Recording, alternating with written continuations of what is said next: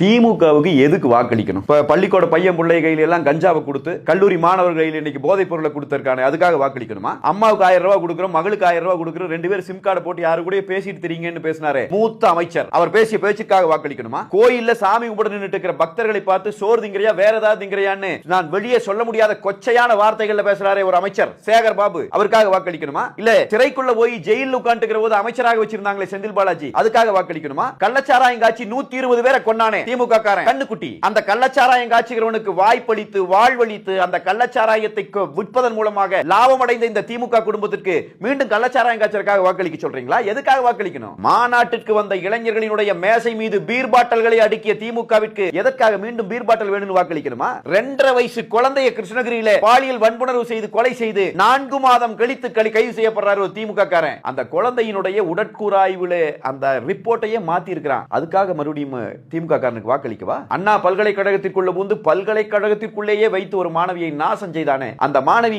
அழுத்தம் திருத்தமாக சொன்னாரே அவன் ஒரு சாரோடு பேசினான் என்று சொல்லி அந்த கொடூரமான குற்றவாளியை கைது செய்துட்டு வந்தபோது அவன் வீட்டில் உட்கார்ந்து இந்த ஸ்டாலின் அமைச்சரவையின் அமைச்சர் மா சுப்பிரமணியம் உணவருந்தி கொண்டிருக்கிற படங்கள் வெளியே வந்ததே, அதற்காக மறுபடியும் வாக்களிக்கிறதா இந்த திமுகக்கு? அதற்காக வாக்களிக்கலாமா? 5 லட்சம் கோடி கடன் வாங்கி வச்சிருக்கான், அதுக்காக வாக்களிக்கிறதா? தெய்வ செயல் பண்ண வேலைக்காக வாக்களிக்கணும்னா வாக்களிங்க. ஒரு பெண்ணு வந்து கதர்னாலே ஆளுநர் மாளிகை முன்னாடி நின்னுட்டு இந்த தெய்வ செயல் என்கிற திமுக காரன் எங்கள் காதலிக்கிற மாதிரி காதலிச்சு எங்களை கூட்டிட்டு போய் திமுகவினுடைய முக்கியமான தலைவர்களுடன் வந்து எங்களை விலைபேசி விற்கிறான் என்று சொல்லி அந்த பொண்ணு வந்து கதர்ச்சில்ல, அதுக்காக வாக்களிக்கணுமா திமுகக்கு?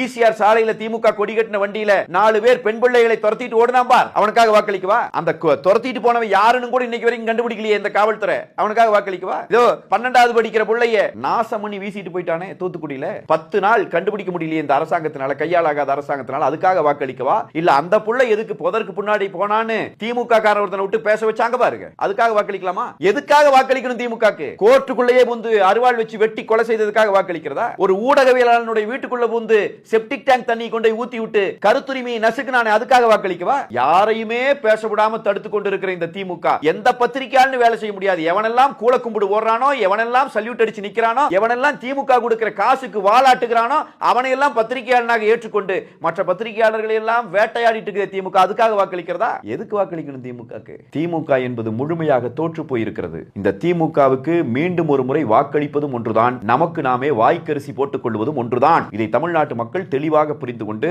இந்த எல்லா வகையிலும் தமிழ்நாட்டை நாசப்படுத்தி சீரழித்திருக்கிற இந்த திமுகவை இந்த தேர்தலிலே புறக்கணிக்க வேண்டும், தூக்கி எறிய வேண்டும். அதுதான் நாம் வைக்கிற கோரிக்கை.